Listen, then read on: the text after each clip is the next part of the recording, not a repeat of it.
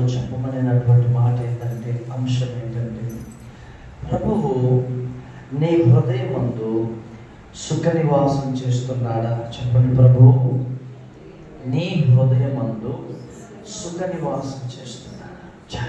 దేవుని సంగమా, దేవుడు ఒక వ్యక్తి హృదయములో ఆయన సంతోషముగా, ఆనందముగా ఆయన ఉంటున్నాడు, నివాసం చేస్తున్నాడు అని అంటే నిజముగా ఆ వ్యక్తి ధన్యుడు, ధన్యురాలు. దేవునికి స్తోత్రం, హల్లెలూయా.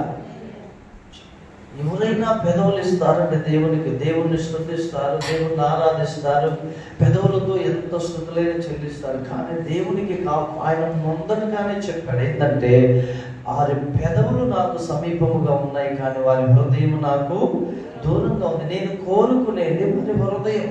హల్లెలూయా, హల్లెలూయా. ఈ హృదయంలో యాకోబు గారు, మన హృదయంలో దేవుడు సుఖ నివాసము చేయనట్లుగా మన హృదయాన్ని మనం సిద్ధపరచుకోవాలి. దేవునికి స్తోత్రం. మన హృదయాన్ని మనము ప్రిపేర్ చేసుకోవాలి. వాస్తవంగా ప్రతి ఒక్క మనిషికి ఏమిటయ్యా కేంద్రం అంటే, కన్ను కాదు, నోరు కాదు, కాళ్ళు కాదు, హృదయమే మనిషి యొక్క జీవితం. ప్రతి మనిషికి హృదయమే కేంద్రం. హల్లెలూయా. ఈ చెయ్యి నడిపించదు ఒక మనిషిని, ఈ హృదయం నడిపిస్తుంది. ఈ హృదయంలో నుంచి ఆలోచనలు, తలంపులు మెదడుకు వస్తాయి. మెదడు నుంచి ప్రతిదీ, కాలు, చెయ్యి, నోరు ఇవి పని చేయటం ప్రారంభిస్తాయి. దేవునికి స్తోత్రం. అందుకే దేవుడు కోరుకునేది ఏంటంటే హృదయం. ఏంటి చెప్పండి? హృదయం. నీ హృదయం అనే ఇంటిలో దేవుడు సుఖ నివాసం చేయనట్లుగా నీ హృదయాన్ని నువ్వు సిద్ధపరచుకోవాలి. మన హృదయము గనక దేవునికి సరి అయినదిగా లేకుండా, దేవునికి యోగ్యమైనదిగా లేకుండా, మనం ఎంత ఆరాధన చేసినా, ఎన్ని కానుకలు ఇచ్చినా, హృదయములో దేవుడు సుఖ నివాసము చేయకపోతే దానివల్ల ఉపయోగము లేదండి. మనల్ని మనం మోసపరుచుకుంటున్నాం.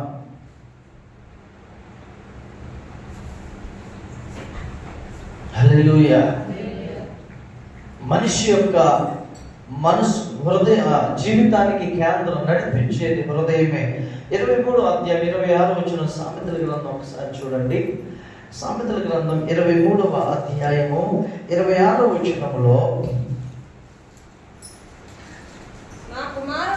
నా కుమారుడా నీ హృదయమును నాకిమ్ము, నా మార్గములో నీ కన్నులకు ఇంపుగా ఉండనిమ్ము. దేవునికి స్తోత్రం కలుగును గాక.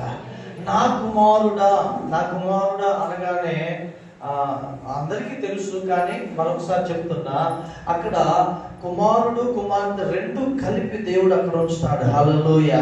దేవుడు వాక్యం సెలవిస్తుంది, పురుషుడికి వేరుగా స్త్రీ లేదు, స్త్రీకి వేరుగా పురుషుడు లేడు, వీళ్ళిద్దరూ క్రీస్తునందు సమానులే. నా కుమారుడా నీ హృదయమును నాకు ఇమ్ము అంటున్నాడు. దేవుడు నీ ధనాన్ని అడగట్లేదు, జాగ్రత్త. దేవుడు నీ ఆస్తిని అడగట్లేదండి, అది అవసరం లేదు దేవునికి. ఒకవేళ దేవుని కొరకు ఇవ్వాలని నీకు ప్రేమ పుడితే నీవు ఇవ్వచ్చు. కానీ దేవుడు కోరుకునేది ఏంటయ్యా ఒక మనుష్యుడి నుంచి అంటే హృదయం. అందరూ చెప్పండి, హృదయం. ఈ హృదయము దేవునికి ఇవ్వకుండా, ఈ హృదయాన్ని దూరంగా ఉంచుకుంటే నువ్వు దేవుని మార్గములు నీకు ఇంపుగా ఉండవు, దేవుని మార్గములు నీకు ప్రియముగా ఉండవు. అవి నీకు దుఃఖాన్ని కలిగిస్తాయి, అవి నీకు వేదన్ని కలిగిస్తాయి. ఎందుకంటే నీ హృదయం దేవునికి ఇవ్వలే, నీ హృదయాన్ని లోకానికి ఇచ్చావు, పాపానికి ఇచ్చావు. కాబట్టి దేవుడు మన యందు సుఖ నివాసం చేసే విధముగా మన హృదయం సిద్ధపరచబడాలండి. హల్లెలూయా. ఒక భక్తుడు మనకు తెలుసు, దావీదు, మంచి ఆరాధికుడు. దావీదు దగ్గర 4,000 మంది ఆరాధించేటటువంటి టీం ఉండేవాళ్ళు రాజ్యంలో. 4,000 మంది ఒక్కసారి ఆరాధిస్తుంటే ఆ మధురము, ఆ సంగీతము, ఆ స్వరము ఎలా ఉంటుందో ఒకసారి ఆలోచించండి. అది కూడా దావీదు దగ్గర ఉండేటటువంటి ఆ 4,000 మంది ఆ పాటలు పాడే ఆసాపు సంతతి వారు చక్కటి స్వరములు కలిగిన వారు, చక్కటి స్వరకల్పన, రాగము కలిగి దేవుణ్ణి మాత్రమే ఆరాధించేటటువంటి పని కలిగిన వారు హల్లెలూయా. దినవృత్తాంతం గ్రంథంలో రాయబడిన వారి సంఖ్య. అంతటి దావీదు ఎల్లప్పుడూ దేవుణ్ణి సంతోషపెట్టే దావీదు, దేవుని స్వరం వింటూ దేవుని యొక్క మాట ప్రకారం జరిగించేటటువంటి దావీదు ఒక్కసారి పాపం చేశాడు బత్షెబాతో. జాగ్రత్త. దావీదు మేడ మీదకి వెళ్ళి ఆ స్త్రీని చూడగానే తన హృదయంలో కోరిక పుట్టింది. ఇప్పుడు ఒక వ్యక్తి చూడండి, మొబైల్ చూస్తాడు, ఏదో ఒక సన్నివేశం చూడకూడదు వస్తుంది, కానీ తన హృదయం చెప్పుంది అది వెళ్ళిపోయింది. ఒకసారి దాన్ని చూడు, మళ్ళీ ఈ వేలు ఏం చేస్తాయి, వేలుకి సిగ్నల్స్ వెళ్తాయి, మెదడు నుంచి వేలుకి వెళ్తాయి కదా, ఈ వేలు పై నుంచి కిందికి అంటది, అది చూస్తుంది. అంటే నడిపించేది ఏంటో తెలుసా? హృదయం. ఒక మనిషిని నడిపించేది హృదయం.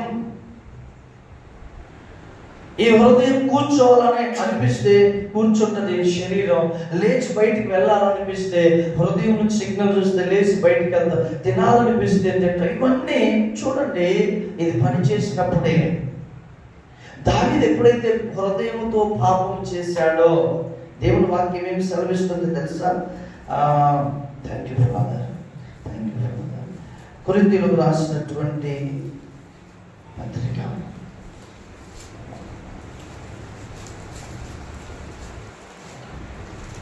7వ అధ్యాయం అండి, మొదటి పత్రిక. ఇక్కడ మాట్లాడబడి ఉంటుంది.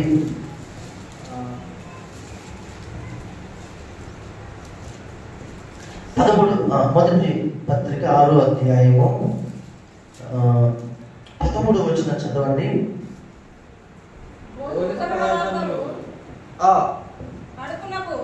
భోజన పదార్థములు కడుపునకు, కడుపు భోజన పదార్థములకును.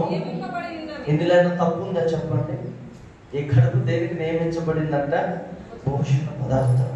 భోజన పదార్థములు ఏమంటే, ఇంతమంది వ్యవసాయం చేసి ఎన్నో ఫ్రూట్స్, వెజిటేబుల్స్, ఏమంటే కోళ్ళ ఫారాలు, మాంసం, చికెన్, మటన్, సముద్రంలో ఉండే చేపలు, గోదావరిలో ఉండే చేపలు, ఏమండి ఇవన్నీ కాక మనిషి సొంతగా తయారు చేసుకునేది అంతా దేని కొరకు? ఈ భోజనం అంతా కడుపు కొరకే.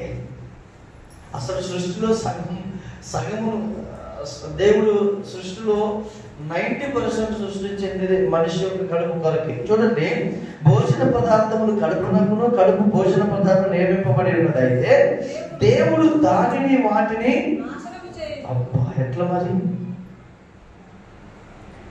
భోజనాన్ని నాశనం చేస్తాడంట.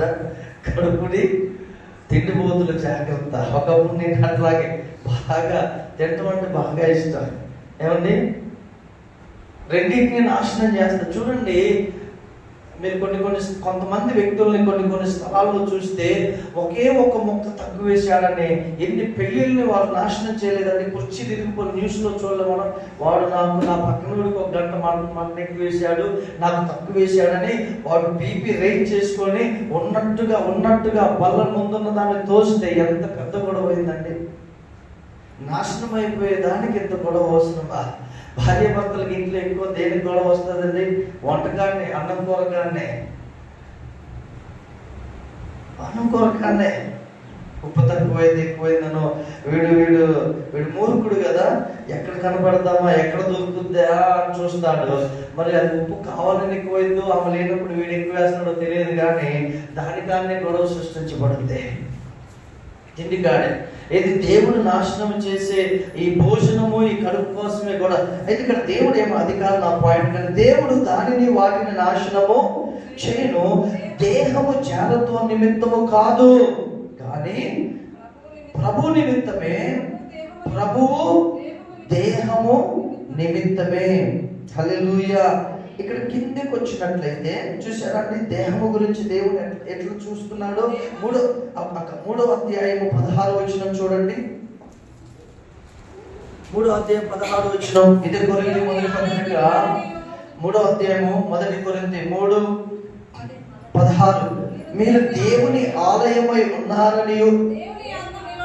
ఏమని? దేవుని ఆలయములు ఎవరుంటారు చెప్పండి, చెప్పాలి.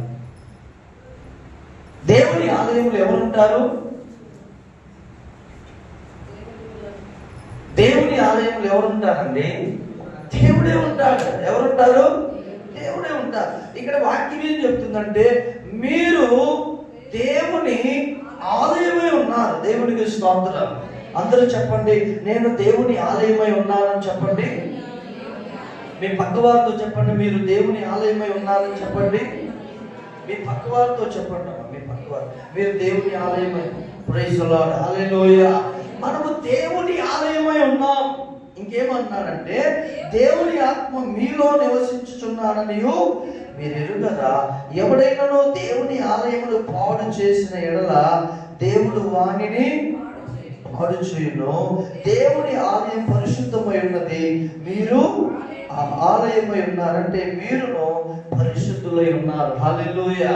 దేవుని సంగమా, మన హృదయమును కనుక మనం పాడు చేస్తే, దేవుని ఆలయమై ఉన్న మన హృదయాన్ని మనం మలినము చేస్తే, జారత్వంతో, వ్యభిచారముతో, బూతులతో, పాపముతో మన హృదయాన్ని మనం మలినం చేస్తే ఖచ్చితంగా ఆ వ్యక్తిని పాడు చేస్తాడని వాక్యం సెలవిస్తుంది. చూడండి, దేవుని ఆలయమును పాడు చేసిన ఎడల, ఎవడైనా దేవుని ఆలయమును పాడు చేసిన ఎడల 17వ వచనం, దేవుడు వారిని పాడు చేయను. ఈ ఆలయాన్ని పాడు చేస్తే వాడిని పాడు చేస్తారని కాదు దాని అర్థం. ఇది పడేస్తే ఇంకోటి కట్టుతాడు దేవుడు. ఇందులో చైర్స్ ఎవరైనా దేవుడు ప్రేరేపిస్తాడు, వారు చైర్స్ తెస్తాడు. అది కాదు. మన హృదయం అనే ఆలయమును మనం పాడు చేయొద్దు. అది కనుక మనం మన హృదయం చాలా దేవుని వాక్యం చెబుతుంది 11వ అధ్యాయంలో కొరింథీయులకు పత్రిక, మీలో ఎవడైనాను అయోగ్యముగా ఆయన ప్రభు యొక్క శరీరము తినునో, ప్రభు యొక్క రక్తము త్రాగునో, వారికి ఏం కలుగుతుందంట? అనేకులు మీరు నిద్రిస్తున్నారు, రోగులుగా ఉంటున్నారు. కారణం ఏంటంటే మీరు పాపులుగానే ఉంటూ ఇంకా మీ హృదయాల్లో ద్వేషాన్ని, అసమాధానాన్ని ఉంచుకొని పరిశుద్ధమైన రొట్టె శరీరం రక్తాన్ని త్రాగడాన్ని బట్టి మీరు అపరాధులుగా తీర్చబడుతున్నారు, మీరు దోషులుగా తీర్చబడుతున్నారు. కాబట్టి మీలో ఇంకా రోగం. అంటే దేవుని బిడ్డలాగా మన హృదయాన్ని మనం అపవిత్రం చేసుకుంటే దేవుడు మన శరీరాన్ని పాడు చేస్తాడు. అందులో అనుమానం లేదు. దేవుడే చెప్పుచున్నాడు, మనము జీవము గల దేవుని ఆలయమై ఉన్నామని మీరు ఎరగరా అంటున్నాడు. ఒక్క మాట దేవుని బిడ్డలారా, నీ హృదయంలో యేసయ్య సంతోషంగా నివాసం చేస్తున్నాడంటే నీ హృదయం అనే ఆలయం పరిశుద్ధంగా ఉందని అర్థం. హల్లెలూయా. ఆయన మాట్లాడతాడు నీతోటి, ఆయన మాట్లాడతాడు, హృదయంలో నుంచి మాట్లాడతాడు.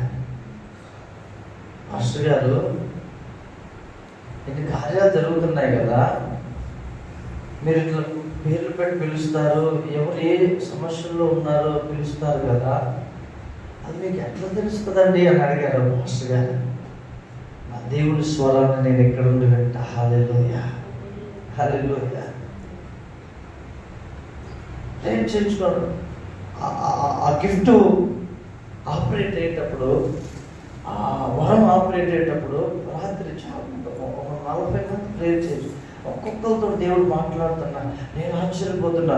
లోపల స్వరం ఉంటుంది, ఈ వ్యక్తి ఇది, ఈ వ్యక్తి ఇది, ఈమె ఇది, ఈయన ఇది, ఇది దేవుడు నేను వీళ్ళకి ఇచ్చేయబోతున్నా, వీళ్ళు ఈ పలానా పరిస్థితుల్లో నుంచి వచ్చారు, వీళ్ళకి ఇది అవసరం. షాక్ అయిపోతున్నా నేనే. అది చెప్తుంటే వాళ్ళు నిలబడలేకపోతున్నారు, ఏడుస్తున్నారు. హల్లెలూయా. దేవుడు ఇక్కడ నుంచి మాట్లాడతాడు. ఇందులో నీ దేవుడు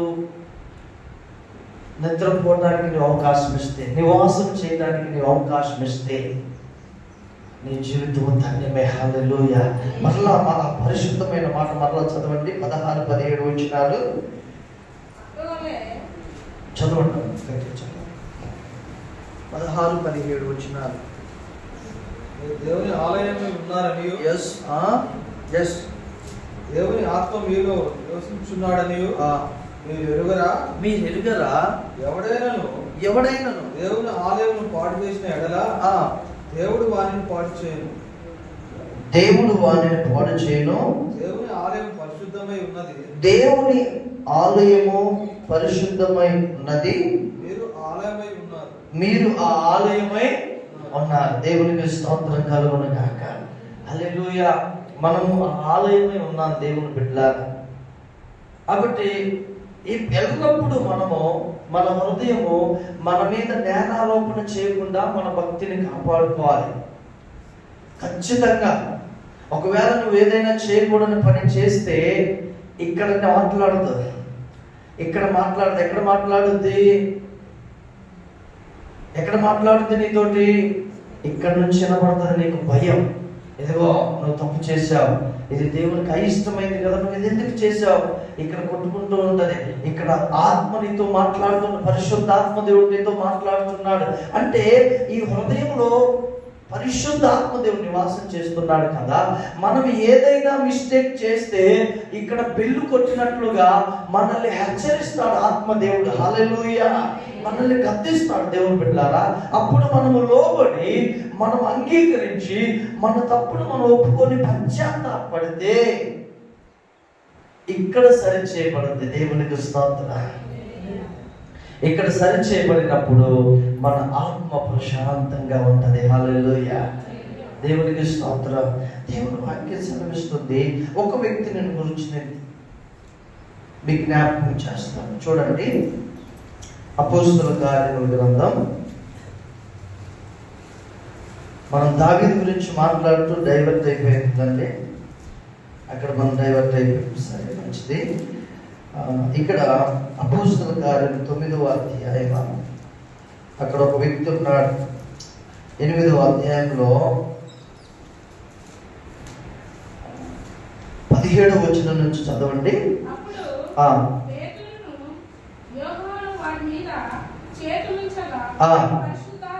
వారు పరిశుద్ధాత్మను పొందిరి. అపోస్తలులు చేతులుంచుట వలన పరిశుద్ధాత్మ అనుగ్రహింపబడినని సీమోను గాలిడి వాడు చూచి, సోదె చెప్పేటోడు చూసి, వారి ఎదుట ద్రవ్యము పెట్టి, నేనెవని మీద చేతులుంచుదునో వాడు పరిశుద్ధాత్మను పొందినట్లు ఈ అధికారం నాకు ఇయ్యుడని అడిగెను.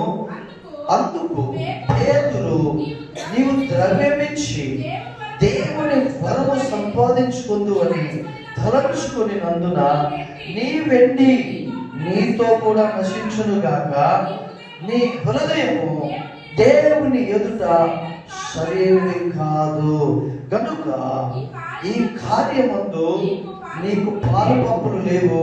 కాబట్టి నీ చెడుతనమును మానుకొని మారు మనస్సు పొందు, మారు మనస్సు నుండి ప్రభువుని వేడుకొనుము. ఒకవేళ నీ హృదయాలోచన, హల్లెలూయా. ఏ ఆలోచన అండి? ఇప్పుడు మీరు చెప్పండి, ఇక్కడికి ఆలోచనలు ఎక్కడి నుంచి వస్తాయి చెప్పండి? ఇక్కడ నుంచే వస్తాయి. ఇదేనండి కేంద్రం. మనకి కేంద్రం ఇదే. ఇది తినమంటేనే తినాలి. ఇది పని చేయలేదనుకో, వాడు ఎన్ని రోజులైనా హాస్పిటల్ అట్లాగే ఉంటాడు. ఇక మనము ముక్కులో నుంచో నోట్లో నుంచో ఆహారాన్ని, పాలను, చావును ఏదో ఒకటి పంపించాలి నీళ్ళను. ఇది పని చేయకపోతే. హల్లెలూయా. ఇది కేంద్రం దేవుని బిడ్డ. ఇక్కడ సీమోన్ అనేటటువంటి ఒక వ్యక్తి ఉన్నాడు. పేతురు, యోహానులు వారి మీద చేతులు ఉంచితే పరిశుద్ధాత్మ చేత నింపబడుతున్నారు అక్కడ సంఘ బిడ్డలు, స్వార్థ విన్నవారు, అని జనులు. సమరే, దేవుని స్తోత్రం. హల్లెలూయా, హల్లెలూయా. సమరే పట్టణంలో అదొక నియమం అండి, అంతే. ఆ స్థలాల్లో వెళ్ళినప్పుడు మీటింగ్స్లో ప్రభువు చెప్తాడు, చేయబెట్టి ప్రేర్ చేస్తే అప్పటికప్పుడు భాషల్లో మాట్లాడతారు. దేవుని ఆత్మ చేత నింపబడతారు, అగ్ని చేత మండించబడతారు. దేవునికి స్తోత్రం. అంటే దేవుడు తన సేవకులను ఉపయోగించుకొని దైవిక కార్యాలు జరిగిస్తాడు. హల్లెలూయా. అని జరిగిస్తాడు. లాస్ట్ రోజు మీటింగ్లోనండి, ఫస్ట్ రోజే డిస్టర్బ్ అయింది. వాస్తవంగా రెండో రోజు, ఫస్ట్ రోజు వాళ్ళు ఇంటికి వచ్చారు 7:30 మీటింగ్స్. రెండో రోజు అనుకోకుండా వర్షం వచ్చింది. అని దేవుడు ప్రేర్ చేసుకుంటే ఈరోజు జరుగుద్దంటే నేను రాలే, ఇక్కడికి వచ్చారు అందరికీ. నేను అక్కడే ఉన్నా. నాకు తెలుసు దేవుడు మాట్లాడినాడు ఇక్కడ జరుగుద్దని. మూడో రోజు ఇక 4:00-3:00 వర్షం స్టార్ట్ అయింది ఫుల్గా. అసలు నేను ఏమాత్రం కలత చెందట్లే. దేవుడు నా పని అదేమన్నా ఆయన తెలుసు సమస్త.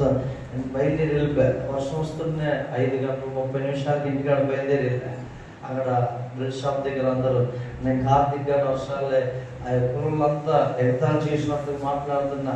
నాకు ఒక్కసారిగా విశ్వాసం నాలో నింపబడింది. హల్లెలూయా. దేవుని ఆత్మ నన్ను కమ్ముకున్నాడు. నేను వెళ్ళి ఆయన సీరియస్గా మైక్ ఏమన్నా ఆయన మైక్ ఇచ్చాడు. 15 నిమిషాలు స్టేజ్ మీద ఆ వర్షంలోనే ఆ నీళ్ళలోనే ఆరాధన చేశాను. హల్లెలూయా.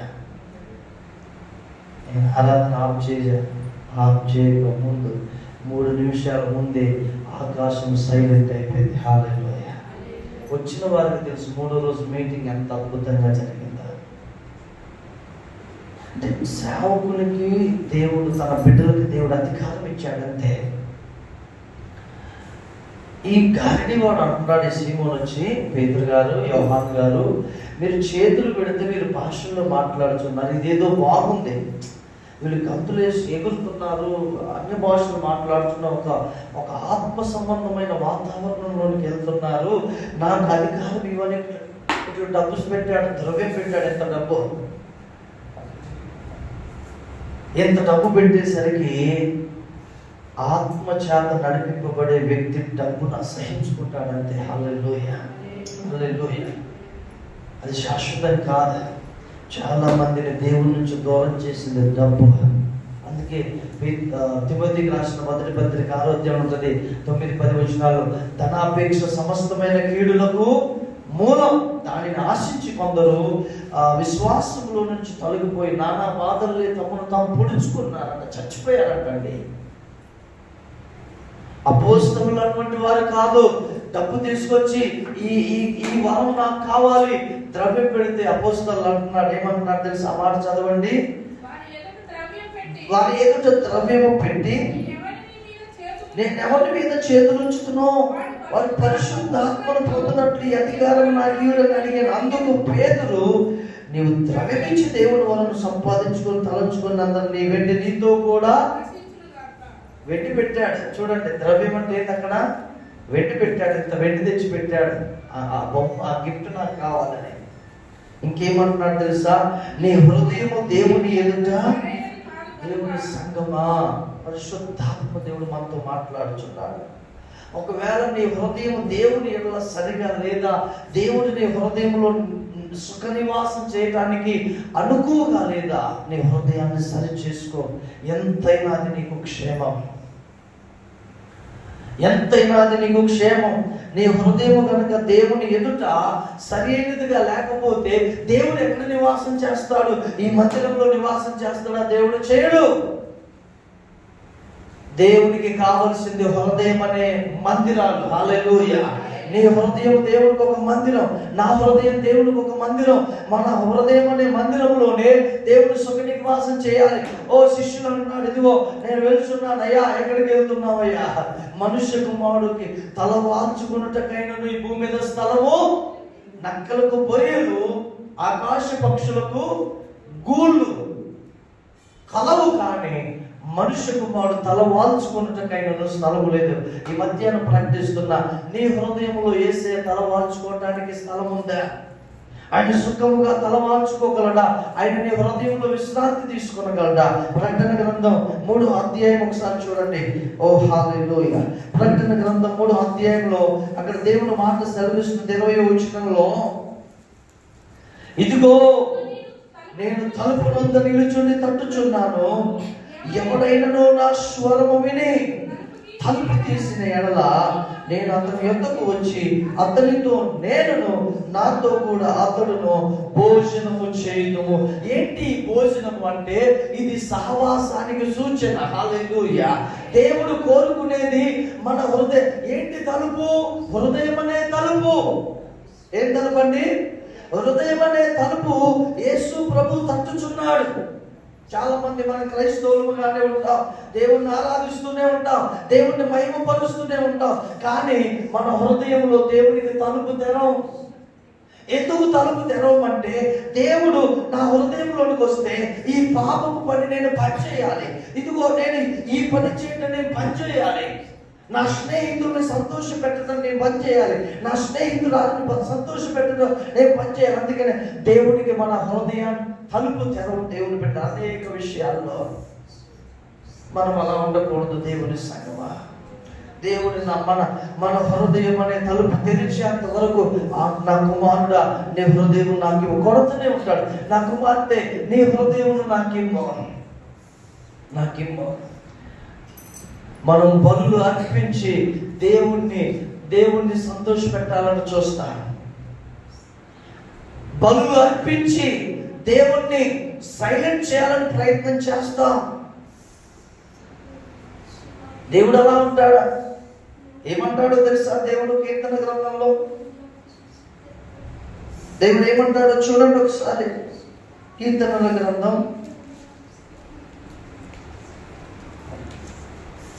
Thank you Jesus. ఆయన అంటాడు 1000 కొండల మీద పశువులన్నీ నాయే కదా, నేను బలిని కోరువాడను కాదు. దేవునికి కావాల్సింది ఏంటో తెలుసా? Thank you Jesus. హల్లెలూయా.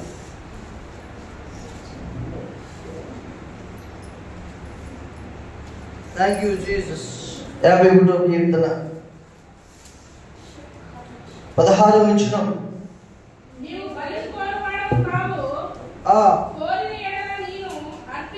దావీదు అంటున్నాడండి, అయ్యా నువ్వు అర్పణలు కోరేవాడు.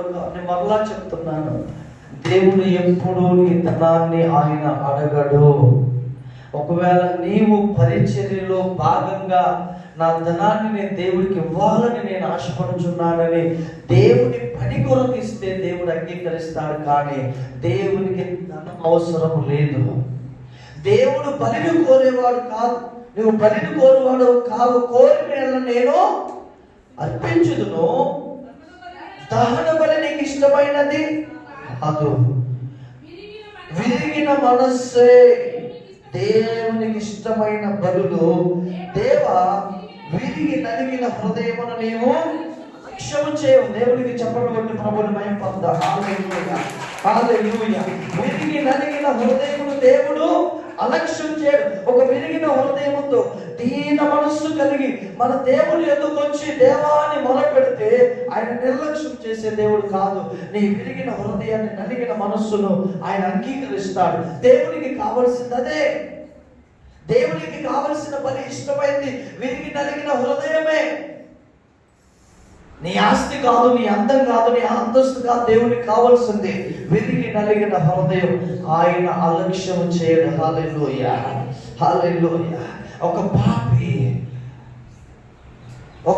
ఒక దోషి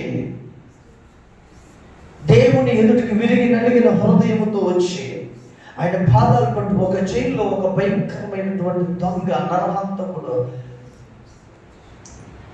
దేశాన్ని ఎంతో నష్టపరిచినటువంటి వ్యక్తి స్వార్థ విన్నాడండి. కరుడు కట్టినటువంటి నరహంతకుడు దొంగ స్వార్థ విని ఆయన అంటున్నాడయ్యా, పాస్టర్ గారు, నీ యేసు ప్రభు నాలాంటి దుర్మార్గుని కూడా ఆయన ప్రేమిస్తాడా? నాలాంటి దుర్మార్గపు హృదయం కలిగిన వాడిని కూడా మారుస్తాడా అంటే ఆయన అన్నాడంట, నా హృదయంలోనికి రా ప్రభు అని నీవు దేవుణ్ణి పిలిస్తే ఆయన సంతోషంగా వచ్చి నీ హృదయాన్ని ఆయన శుభ్రపరచుకుంటాడు. హల్లెలూయా. వెంటనే ఆ కరుడు గట్ట దుర్మార్గుడు మోకరించి జైల్లోనే, యేసయ్య నా హృదయంలోనికి రా, నేను పాపినని ఏడుస్తూ గుండెలు బాదుకుంటూ ఆయన ఏడుస్తుంటే అప్పుడే పరిశుద్ధాత్మ చేత నింపబడి ఆ వ్యక్తి హృదయం, మనసు కంప్లీట్గా మార్చబడింది. హల్లెలూయా. మారు మనస్సు అనేది సంవత్సరాలు పట్టుదండి. దేవుణ్ణి నువ్వు నిజముగా అడిగితే, నీ హృదయం అనే తలుపు దేవునికి తెరిస్తే అదే క్షణంలో పరిశుద్ధాత్మ దేవుడు నీ హృదయంలోనికి వచ్చి నీ హృదయాన్ని మార్చేస్తాడు. హల్లెలూయా, హల్లెలూయా. మార్పు అనేది రోజులు పట్టేది కాదు, ఒక్క నిమిషం దేవునికి. ఆయన విరిగి నలిగిన హృదయములో అలక్ష్యము చేయడు, నిర్లక్ష్యము చేయడండి. ఆయనకు కావలసింది అదే. హల్లెలూయా, హల్లెలూయా. దేవుని బిడ్డలారా, ఒక మాట చదువుకుందాం. యోహాను పత్రిక, దానికంటే ముందు యోబు గ్రంథం చూడండి, 31వ అధ్యాయం 27వ వచనం. 31వ అధ్యాయం 27వ వచనం చూడండి. నా హృదయము రహస్యముగా ప్రేరేపింపబడి వారు తట్టు చూచి నా నోరు ముద్దు పెట్టిన ఎడలను పరముననున్న దేవుని దృష్టికి నేను దేన్ని ముద్దు పెట్టుకుంటే 26వ వచనం చూస్తే,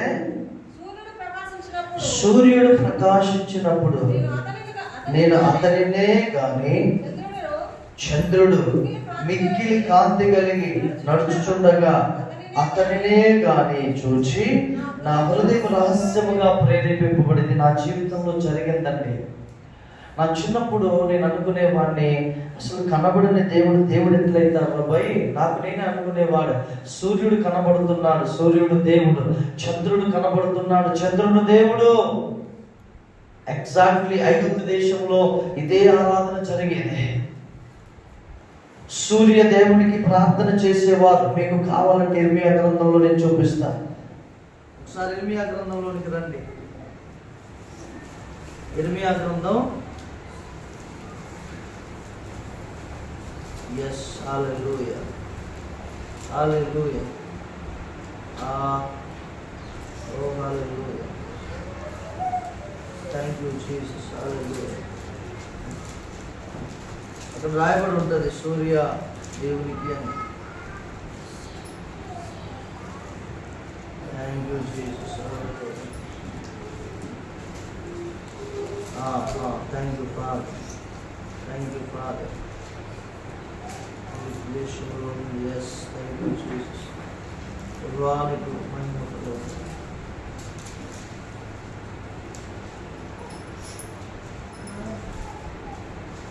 Oh, Jesus, Jesus, Jesus.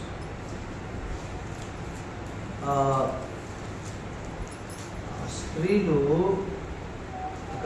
అక్కడ స్పష్టంగా అంటారండి, మేము వారికి పూజ చేసినప్పుడు మాకేమీ తక్కువ కాలేదండి అంటాడు ఇర్మియా తోటి వాళ్ళు. స్త్రీలు మేము వాళ్ళకి ఆరాధన చేసినప్పుడు మాకు ఏమీ తక్కువ కాలేదు, మా పురుషులు మాట మేము విని అది చేసినప్పుడు మేము క్షేమముగా ఉన్నాము అని అంటారు. చూడండి 44వ అధ్యాయము 17-18 వచనాలు చూడండి.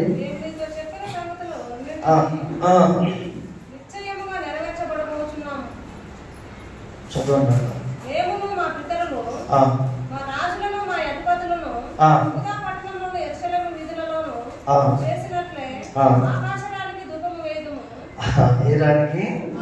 ఆకాశరానికి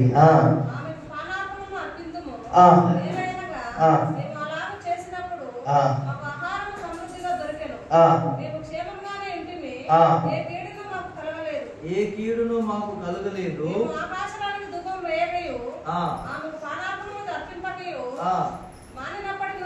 మానినప్పటి నుండి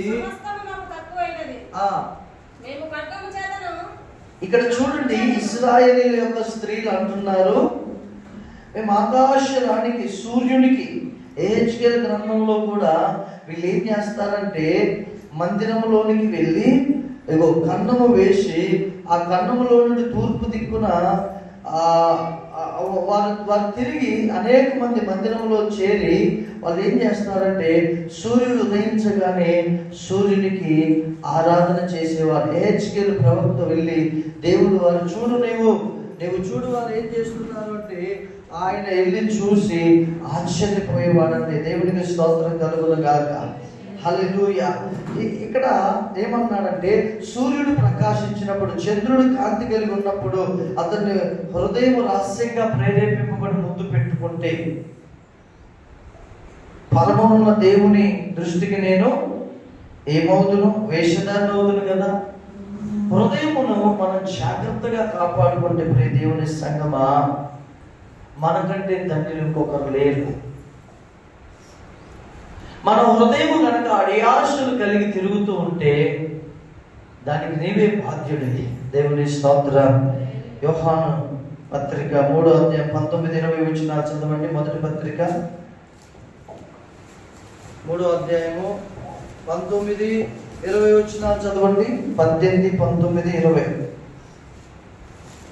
చిన్నపిల్లలారా, మాటతోను నాలుకతోను కాక క్రియతోను సత్యముతోను ప్రేమిత్తుము. ఇందువలన మనము సత్య సంబంధులమని ఎరుగుదాము. ఇప్పటి నుంచి చూడండి 20 వచనం. దేవుడు మన హృదయము కంటే అధికుడై, చూశారండి, సమస్తమును ఎరిగి ఉన్నాడు గనుక మన హృదయము ఏ ఏ విషయములలో మన యందు దోషారోపణ చేయునో ఆయా విషయములలో ఆయన ఎదుట మన హృదయములను సంబంధపరచు. అర్థమవుతుందంటే మన హృదయము దేవుని ఎదుట ఏ ఏ విషయాల్లో దోషారోపణ. మీరు అంటారు, అయ్యా పాస్టర్ గారు, నాకు అన్ని బాగున్నాయి కానీ ఇదొక్కటే నన్ను బాగా చికాకు చేస్తుందండి ఈ సమస్య. ఈ ఒక్క పాపమే నన్ను చాలా భక్తిహీనునిగా చేస్తుంది పాస్టర్ గారు, నా కోసం ప్రార్థన చేయండి అంటారు చాలా ప్రాంతాలు వెళ్ళినప్పుడు. అంటే వారి హృదయము ఆ పాపం చేసినప్పుడు వారి హృదయం దేవుని ఎదుట ఏం చేస్తుంది? దోషారోపణ చేస్తుంది. ఏం చేస్తుంది? దోషారోపణ. అంతెందుకంటే మీ ఇంట్లో ఎవరినైనా అన్యాయంగా తింటే నీ హృదయం ఎంత కొట్టుకుంటుందో తెలుసా? ఎంత దోషారోపణ. రే నువ్వు ఆయన ఇట్లా అన్నావు, తప్పు కదా, నీ హృదయమే ఘోషిస్తూ ఉంటుంది. నీలో విచారంగా అయిపోతావు, బాధపడతా, అయ్యో నేను ఎందుకు ఆ వ్యక్తిని అలా అన్నాను, అయ్యో తప్పు కదా. నీ హృదయం అనే దాన్ని బట్టి నీ హృదయంలో నీకే నొచ్చుకుంటుంది. 21వ వచనం చూడండి. ప్రియులారా, మన హృదయము మన యందు దోషారోపణ చేయని ఎడల దేవుని ఎదుట ధైర్యము గలవారు మగుదము. హల్లెలూయా. అంతకు మించి ఇంకేం లేదు. మన హృదయం మన ఎడల దోషారోపణ చేయకపోతే మన దేవుని ఎదుట మనం ధైర్యంగా ఉంటాం. ఎందుకంటే హృదయం పరిశుద్ధంగా ఉంటే దేవుడు మన హృదయంలో సంతోషంగా నివాసం చేస్తాడు. హల్లెలూయా. హృదయం కనుక పాపము చేత నింపబడి ఉంటే దేవుడు రాడు, నివాసం చేయడు, మనతో మాట్లాడు, మనతో భోజనం చేయడు. భోజనం అంటే సహవాసం. దేవుడు హృదయం అనే తలుపు తడుతున్నాడు, మనం తెరిస్తేనే ఆయన వచ్చి మనతో భోజనం చేస్తాడంటే మనతో ఆయనతో మనం, ఇది సహవాసం దేవుడు లాగా. అది కాకుండా మన హృదయం పుల్లుతో, మత్సరముతో, అపవిత్రతతో నింపబడి ఉంటే, నిండుకొని ఉంటే మనం దోషులుగానే ఉంటాం.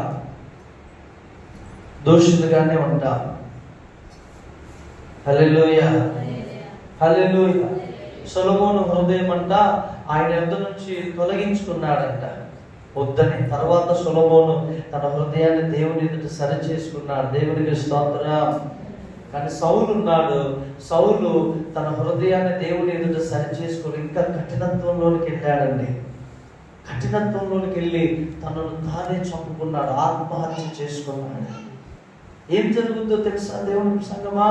మన హృదయమును కనుక దేవునికి ఇవ్వకుండా, దేవుని వాక్యము చేత మన హృదయాన్ని నింపుకోకుండా ఉంటే లోకము నింపబడుద్ది ఆ ప్రదేశంలో, పాపము నింపబడుద్ది ఆ ప్రదేశంలో, సాతానుగాడు వచ్చి నింపబడతాడు ఆ ప్రదేశంలో.